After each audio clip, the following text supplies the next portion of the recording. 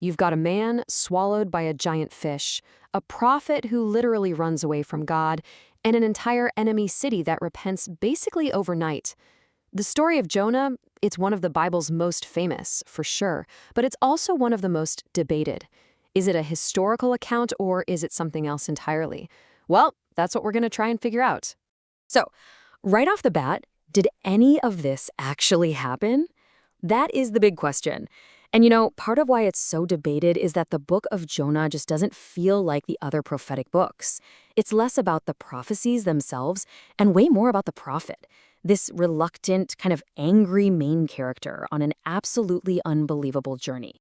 A lot of scholars argue that if we treat Jonah as a literal, straightforward history, we're kind of missing the point. They suggest it belongs to a completely different genre. So let's take a look at what those main non-historical views are. So here are a few of the main theories. Some see it as a legend. You can think of it like the story of George Washington and the cherry tree, right? There's a real historical person at the center of it, but the story's been, well, let's say embellished to teach a lesson. Others see it as an allegory, where pretty much everything is a symbol. In that reading, Jonah isn't just a guy, he is Israel. And that fish? It's not just a fish. It's the Babylonian Empire which swallowed the nation into exile.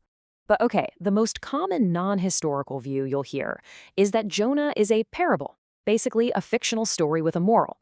The whole point isn't to report history, it's to challenge you, the reader. And the theologian Leslie C. Allen, he really nails the implication of this view. He says, look, if the book isn't historical, then this big idea that God pardons Gentiles is really only the opinion of some singularly broad-minded Jew, not some demonstrated fact of history. But what if the original audience actually understood this story as history? A really compelling case can be made that the book presents itself as a factual account, and that's exactly where we're going next. The whole argument for Jonah being history really builds on three key pieces of evidence: what the book claims about itself, the way Jesus talked about it, and its inclusion in the biblical canon in the first place. So first up, the book opens just like a history book. It names a specific person, Jonah's son of Amittai, who isn't just some made-up character for this story. No, he's also mentioned in the book of 2 Kings, which puts him in a real, verifiable historical context. But for a lot of people, the most powerful argument for Jonah's historicity comes from the New Testament, specifically from how Jesus himself talked about the story. And this adds a completely new layer to the whole debate. Now listen to this.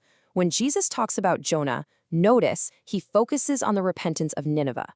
He uses this event from the past to judge his own generation. He's basically saying, hey, look, even the wicked Ninevites repented when Jonah preached to them, but you all won't even listen to me. This comparison is really the core of the whole argument. Jesus is contrasting a real past event, that's Nineveh's repentance, with a real present reality, his own generation's unbelief. The entire argument is set up as a historical analogy. And here's why that is so important. That analogy, it only works if Nineveh's repentance was a real historical thing that actually happened. A fictional example just doesn't have the same punch. I mean, you can't condemn a real group of people by comparing them to a made-up story. It would completely gut the force of Jesus' point. But let's be honest, there is a giant fish in the room. Literally.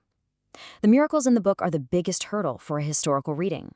So how do defenders of the historical view explain the storm, the fish, and that magical plant? Critics, like Leslie Allen again, point out that it's not just one miracle. It's the sheer number of what he calls eye-popping events that are all packed into 4 short chapters. You've got a supernatural storm, a man swallowing fish, a plant that grows and dies overnight. They argue that all of this piling on makes the story feel much more like a fairy tale than a history report. But defenders of the historical view have a really fascinating response to this. They point to other books, like 2 Kings, which are generally accepted as historical.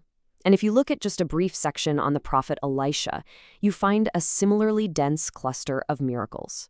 Oil multiplying, a boy being raised from the dead, and even a floating axe head. So this leads to a really crucial point about consistency. If we're going to dismiss Jonah as non-historical just because it has a lot of miracles packed together, then to be logically consistent, we'd have to dismiss other historical books like 2 Kings for the exact same reason.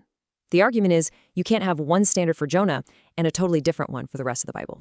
Theologian John H. Steck puts it this way: maybe we're just comparing Jonah to the wrong thing. He argues that we shouldn't measure the events in Jonah against our normal, everyday lives. Instead, we should compare it to other moments in the Bible where God acts in these huge, miraculous ways. And when you look at it in that context, the story of Jonah actually fits right in. So after all this back and forth, legend, parable, history, we have to ask the most important question of all. Why does any of this even matter?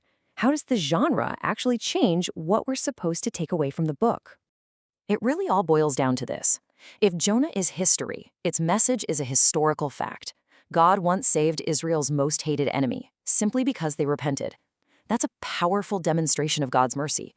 But if it's just a parable, then it's not a historical fact. It's just a nice idea that one author had. The authority of the message, it changes completely.